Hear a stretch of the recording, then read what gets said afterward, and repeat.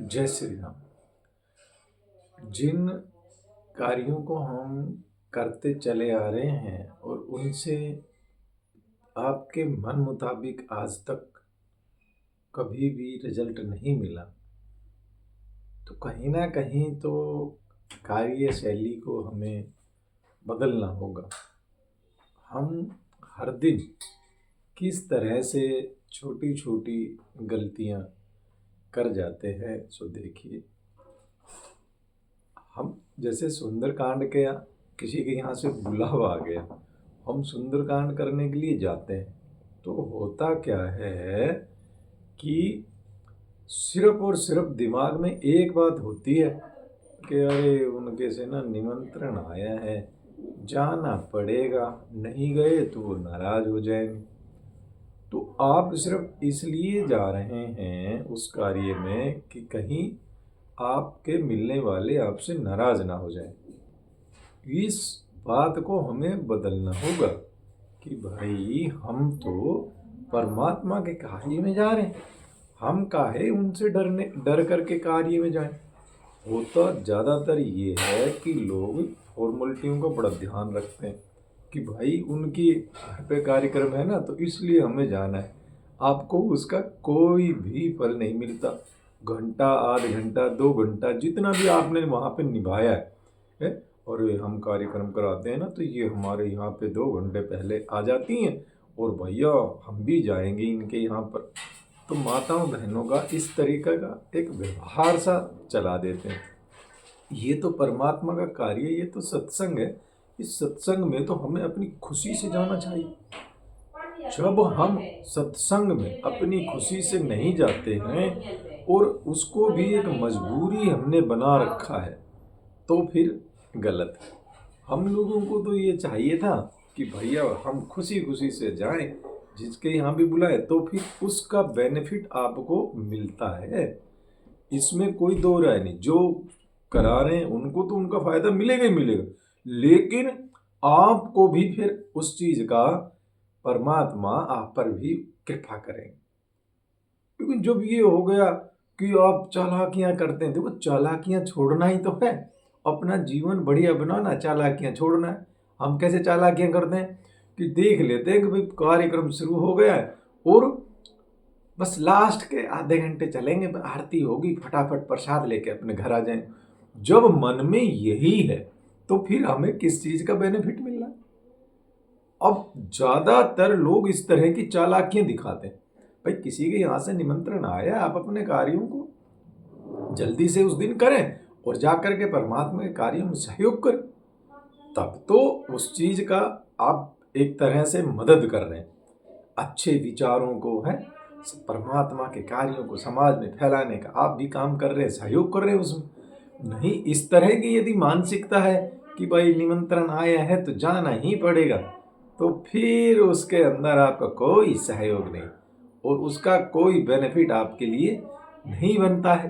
तो हम लोगों को इन सब चीजों का विशेष ध्यान रखना होगा कि किसी के कार्य में जाएं तो कैसे, जैसे विभीषण जी जब चले ना, तो उनके दिल में जो भावना उठ रही थी है, जिन पायन के पादुकन भरत रहे मन लाए, ते पद आज विलोक हूँ इन नैन नहीं अब जाए।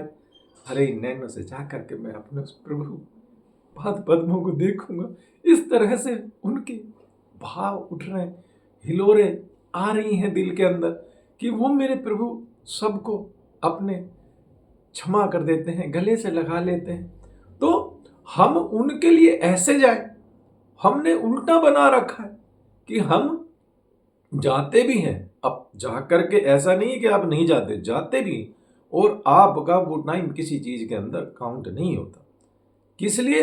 क्योंकि आपने एक पहले ही कहते हैं ना कि आठ डाल आपने डाल दिया कि भाई मुझे तो इसलिए जाना है। बस हम लोगों को ये नहीं करना। जैसे हम मांग करके भी परमात्मा से एक आधा लक्कड़ हम अपने जीवन में डाल लेते हैं कि भैया मुझे तो बस, मान लो कोई कहे कि भाई मुझे तो बस इतना कर दे, मेरी तो ये फैक्ट्री बढ़िया चला दे, तो फिर वो फैक्ट्री आपकी बढ़िया चल गई और परमात्मा चाहते थे कि आपके और ज़्यादा कर देते काम, लेकिन आपने कंडीशन रख दी।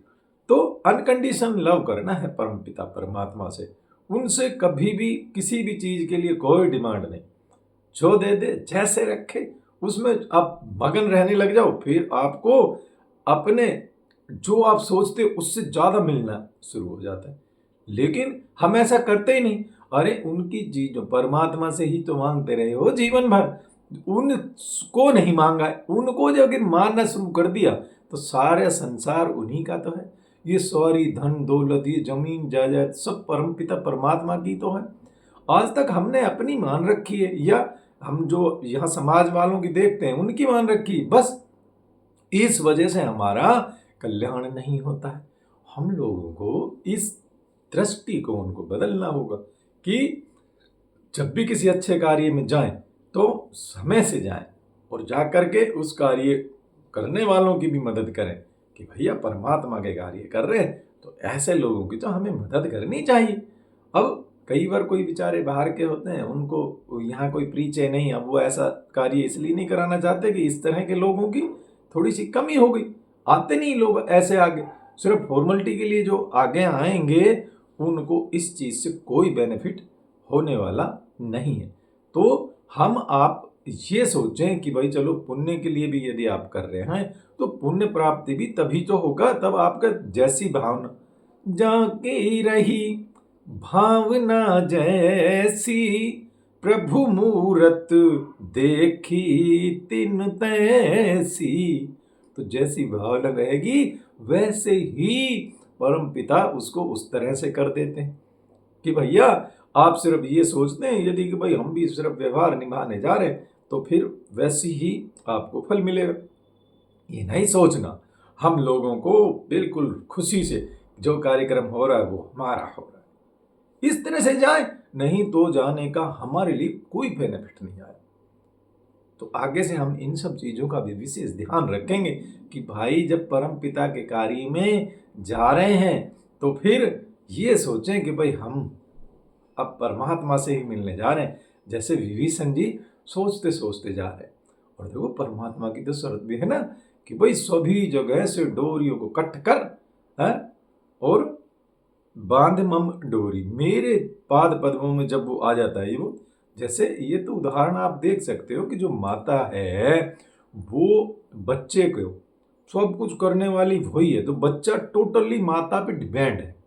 उस समय छोटा बच्चा टोटली माता पे डिपेंड होता, तो जो माँ कराती है वैसे ही वो बच्चा खुश रहता है, नहलाना धुलाना खिलाना पिलाना सब कुछ माँ ने उसको करना है। ऐसे ही यदि हम संपूर्ण रूप से परमपिता पर डिपेंड हो जाते हैं ना तो फिर आप देखेंगे कि कोई भी काम, जैसे वहां पर माता कसर नहीं रहने देती, अपने बच्चे के लिए बढ़िया कपड़े पहनाती है, खूब अच्छे से नहला दिला के साफ सुथरा रखती है और बढ़िया खाना खिलाती है, फिर वो मालिक भी हमारा ऐसे ही ध्यान रखें।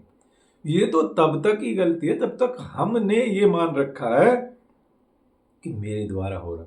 जिस दिन ये वहम निकल गया ना, हाँ सुनते थे ना हम कि भैया कुत्ता गाड़ी के नीचे से चला जा रहा था तो उसको ये वहम हो गया कि भाई गाड़ी मेरे द्वारा ही चल रही। अब वो रुक गया और गाड़ी निकल के ऊपर से चली गई, तब उसकी आंख खुली, अब ये तो गाड़ी जो कोई और ही चला रहा था। सबके जीवन की गाड़ी इसी तरह से चल रही है, चलाने वाला वो है, और हमें उस कुत्ते की तरह भ्रम रहता है कि ये गाड़ी हम चला रहे हैं।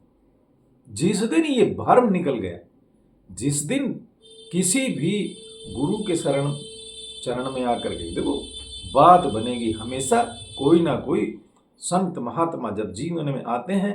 ये कौन है संत महात्मा? अरे परम पिता परमात्मा ही इस रूप में आकर के आपको समझा रहे होते।